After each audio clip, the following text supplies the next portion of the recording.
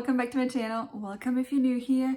So today I want to talk about free will and how it actually works. I'm gonna talk a little bit about some organizational stuff in the beginning, so if you want to skip that, I will leave a timestamp down below if I don't forget. But if you like this kind of content, I talk about manifestation in a science standpoint and also a religious standpoint. Please make sure to like, subscribe, leave a comment if you have any questions. And yeah, so first things first, using a different camera at the moment. Also, I colored my hair. It was supposed to be like a dark cherry kind of thing. It glistens in the sun, I guess that's good enough. Using a different camera, my work phone is currently being worked on. So I also don't have access to my emails and my Instagram and stuff like that. You might have noticed I've gone like quiet on Instagram. Also like TikTok was kind of difficult. For some reason, I can't log in. So if you have reached out about readings or anything along those lines, sent me a DM or whatever, please be patient. I will get back to you as soon as I get my phone back. It's just been a hassle trying to like actually log in and try to figure out how to get into everything. I mean, they said 5 to 8 days, so I hope it'll be back in that time. I will definitely keep you updated. I might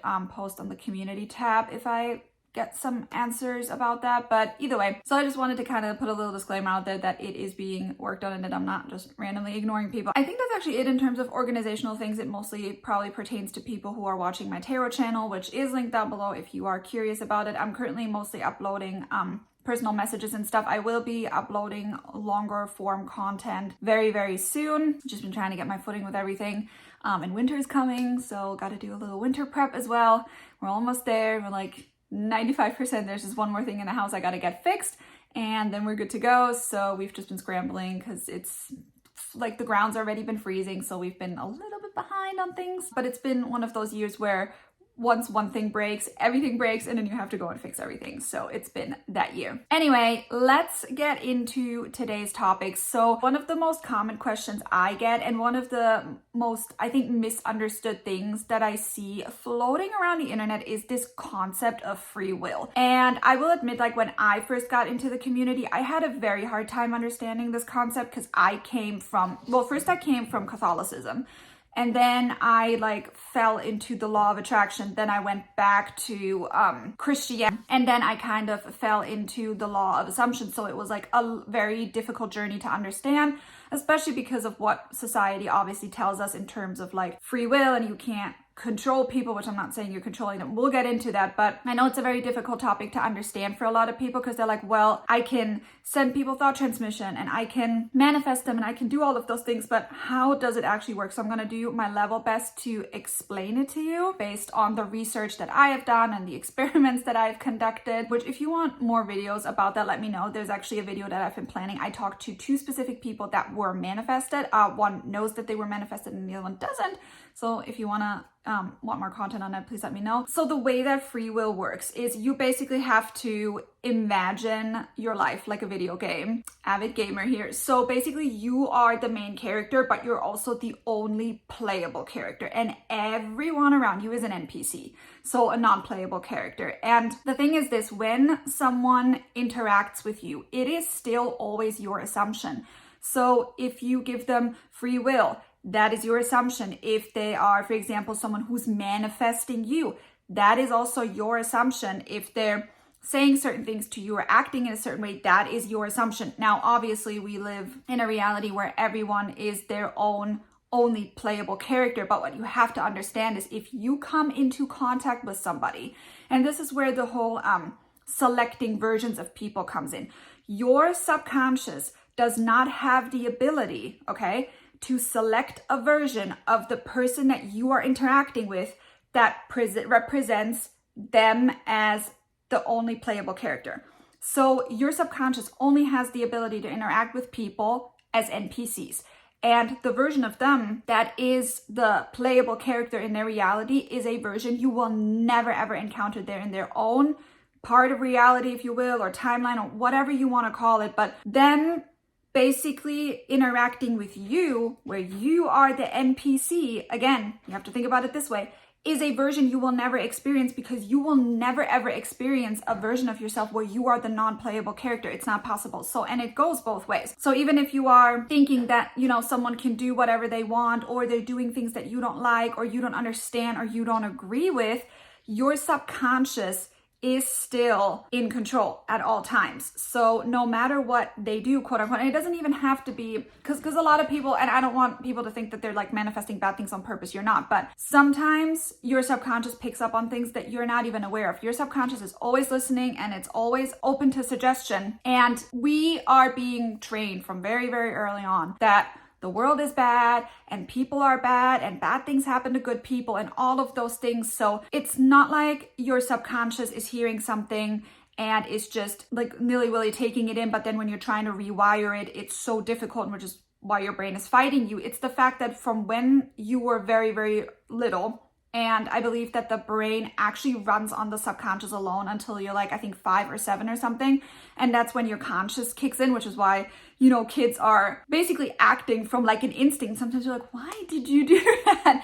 Because they just act based on what their subconscious tells them. You are like a sponge. So everything around you is being put into your subconscious. And when you are then as an adult confronted with something negative, your subconscious goes, hey, wait a minute, this kind of sounds really familiar to what we've already heard about, or, you know, that was installed in us, or we were basically trained to believe that this is safe, or we need this for survival. So your subconscious will connect that to a neural pathway that has already been laid, which is why it's a lot easier for a lot of people to take on new negative beliefs, and why your brain might be fighting you if you are trying to fight them by journaling or affirming or any of those things, because you're basically starting from scratch. And the way I like to envision it is you have basically a drawer with a lot of folders, and there's like one spot that is empty. So your subconscious is filled with all of these folders that belong together. And when you put in a new file that is connected to one of the folders that you already have in it, you just take the piece of paper that is connected to that folder and you just put it in that folder. You don't have to do anything else. But when you are starting to rewire your subconscious,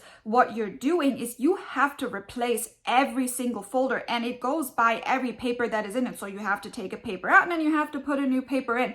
So you're starting to very slowly replace it until the entire drawer is full of the new folder. But that can, take some time and take some effort depending on where you're at. And I'm not saying that you can't manifest really quickly. You can, but you have to think of it as two separate things. So if you are manifesting a desire, you basically have maybe 1 or 2 folders. And if you are rewiring self-concept, which is your identity, your core identity, how your subconscious basically filters anything and everything, including that desire you want to manifest, you maybe have 20 folders. So that's why you will sometimes see people who can manifest a text message overnight, because there might only be one tiny folder connected to it in terms of self-concept, but they can't manifest money. And the other way around, someone might be able to manifest money really quickly, but can't get a text message to save their life. So it's really dependent on where your core identity sits and how it connects to those certain desires, which is why some desires take longer and some come really quickly. And that's why you also shouldn't compare yourself to other people,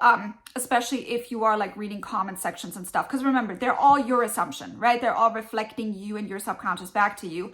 So if you see someone doing something you can't, that is not them being a better manifestor than you, because they're just an NPC. It's you feeling like you're not good enough, or you're not doing the work, or you can't do it. They're just reflecting back your subconscious beliefs about yourself and about your manifesting abilities, okay? And so to get back to my point, when you are then encountering somebody today who displays certain behaviors that you don't like or you don't agree with, they are still just reflecting your core assumptions. And I even did some research the other day. It even goes down to things like zodiac signs. And this actually accidentally happened to me a couple years ago, where I was thinking about, working on some self-concept and manifesting somebody. And then I manifested someone who actually had the exact same chart as someone from my childhood, who installed some beliefs in me that were pretty negative, that weren't very good, that I needed to work on to fix. So it's not a coincidence. Even if this is a big topic in the community, right? Third parties, if you are manifesting a third party, you are not just manifesting the third party, and you are manifesting in everything about them, whether it's the way that they behave, the way that they talk, the way that they look, even down to their zodiac sign. You manifest everything about them subconsciously, because your brain basically has this idea, this core idea, and it can fit it to a million different people. It's just whatever your subconscious feels is the most fitting at this point in time. But there's a million versions of that program that your subconscious can pull into your life, which is why For example, if you have a certain belief, your subconscious will always recreate this to the point where you're like, let's say, for example, you're someone who attracts narcissists a lot, right? You're literally gonna be like, where are they all coming from? Why are there so many narcissists around me, and why do they always find me? It's your subconscious creating that pattern to then select the version of that person that you are interacting with, because that person could technically, in their own reality, not be a narcissist.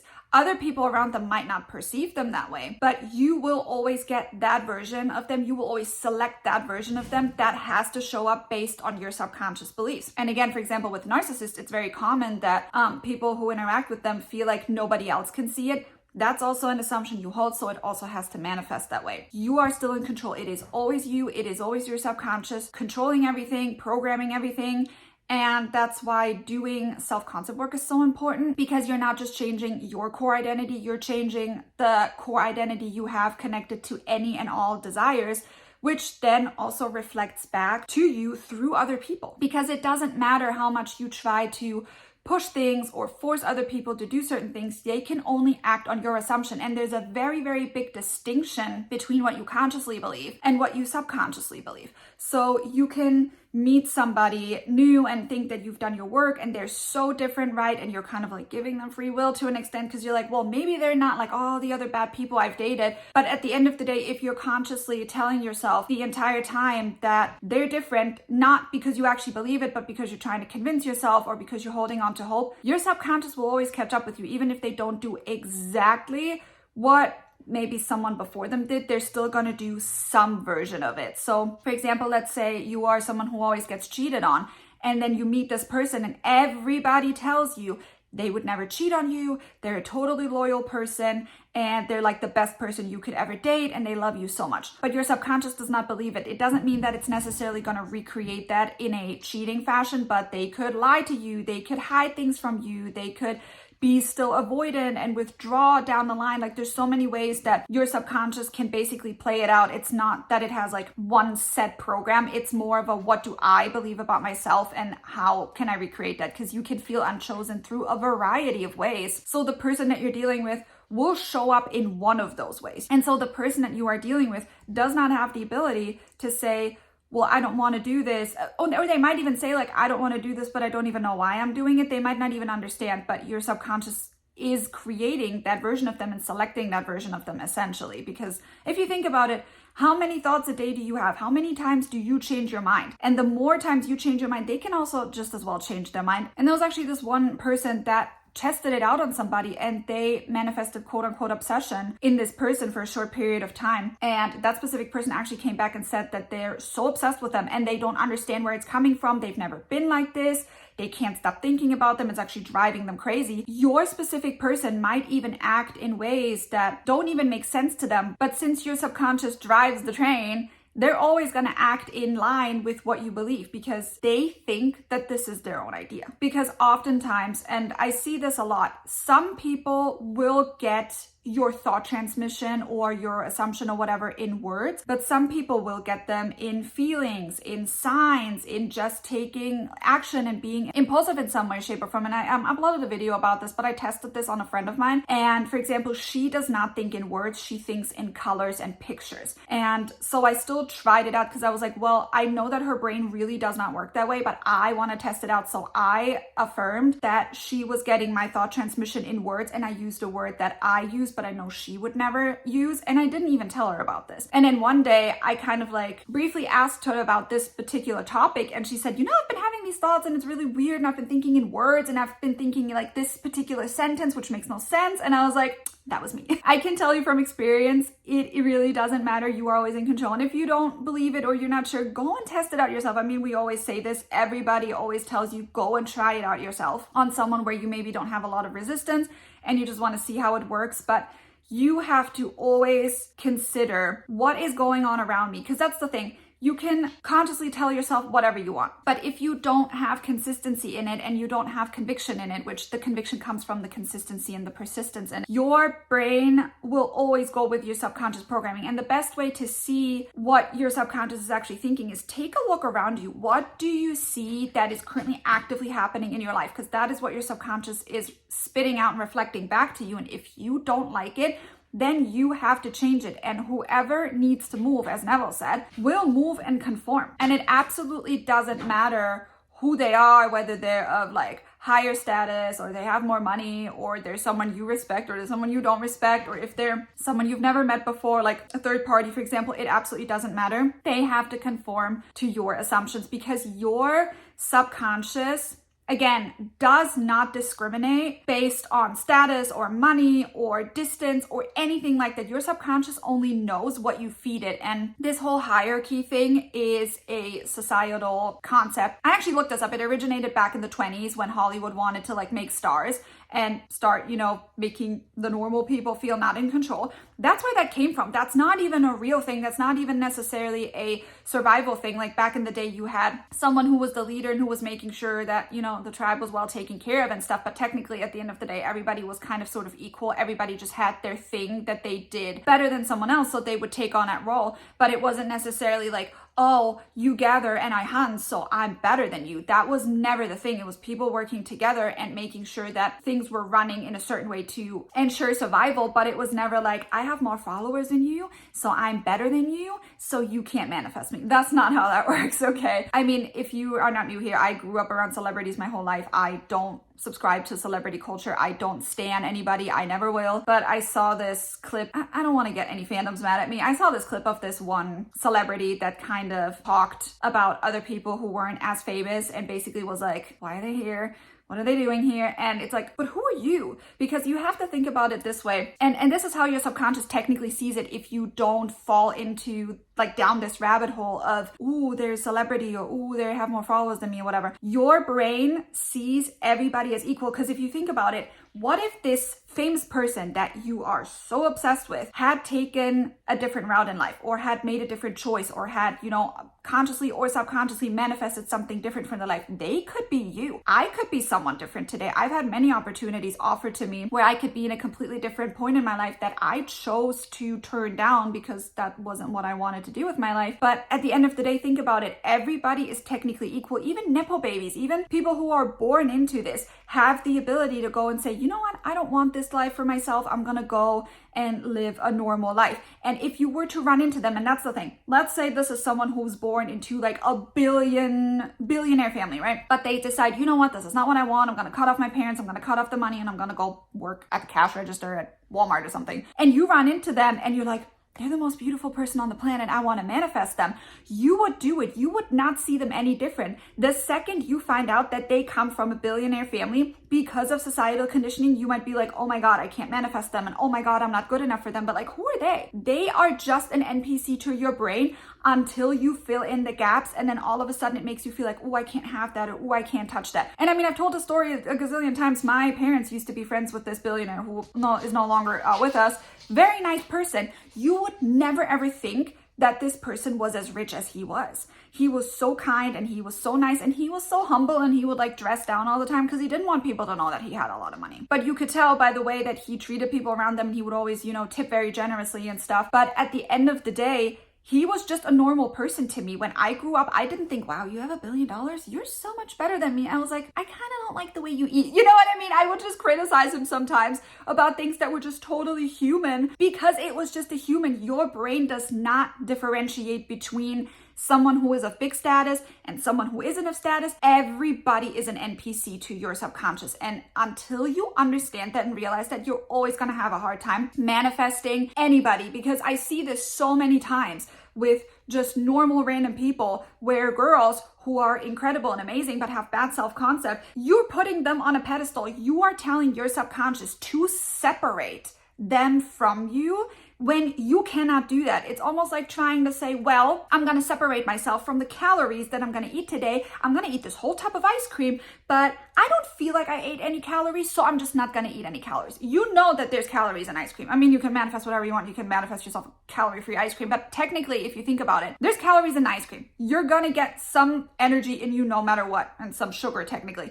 So you are basically trying to separate something that you cannot separate. You cannot say, well, they're so special and they're on a pedestal and it's so hard for me to manifest them, because you're still manifesting them. Your subconscious manifests 24/7. So even if you're like, they're different, they're no different. You are still doing the same work. Your subconscious is still going to continue manifesting them and continue working on them, regardless of whether you want to change the dynamic or not. You're just going to get more of the same until you change the way you see them and the way they behave around you. And you can manifest a desire literally overnight. Self-concept only comes in when you notice it's a repeating pattern and you want to keep your desire that you're manifesting. So you can manifest a text message and a relationship, no problem. But if you notice that there's a repeating pattern, or you get into this relationship, and that's what a lot of comments will not tell you.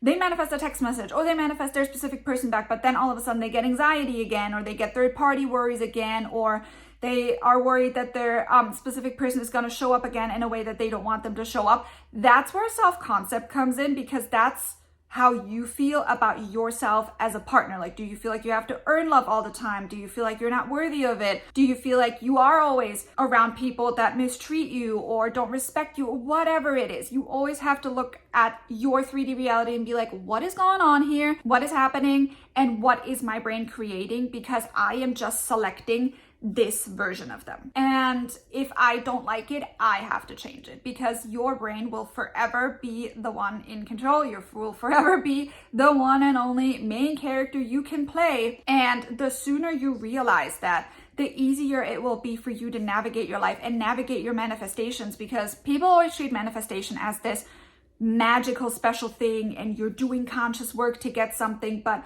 the number one conscious work you should be doing is self-concept, to ensure that your entire life is affected by this and not just one particular area of your life. You might be manifesting a better relationship, but I would probably assume that if you are someone who feels disrespected in general, it's probably going to show up in your work relationship with your boss or your colleagues as well. So why wouldn't you want to change everything about it to make sure that your entire life runs smoothly? Because we were not meant to be living in fight or flight like this all day, every day, the way we are living right now. We were never ever meant to constantly feel like we're being hunted just because we're sitting on the couch. That is also a societal concept that keeps you busy and keeps you, distracted. You are supposed to be living in peace, no matter how you get there, whether you are someone who likes to pray or likes to believe in God, or someone who wants to journal or affirm or do anything. But you need to figure out the tool that you want to use to get there, because I've always said this, it starts with you, it ends with you. And so stop looking to your outside reality for confirmation. Stop looking at what other people are saying or doing, because at the end of the day, you're the director, you're the screenwriter, and everybody just plays out the script that you give them. There is no they're choosing different or they're doing things differently. And of course, sometimes people can surprise you and may do things that you might not expect. But I can guarantee you that somewhere along the lines, your subconscious will have taken in some sort of information that you might not even consciously remember to create that little blip or that little surprise or that little change. But whatever program is most dominant in your subconscious will come back to fulfill itself, always. Anyway, that was a little bit of a ranty kind of video. I kind of brought in a couple of topics that I was thinking about making separate videos on, but I feel like it was important to kind of weave it together. If you guys have any more questions, please leave a comment down below. I'm always open to hearing suggestions, and the comment section is the only way to reach me at this moment in time. But yeah, thank you so much for watching, and I will see you in the next video.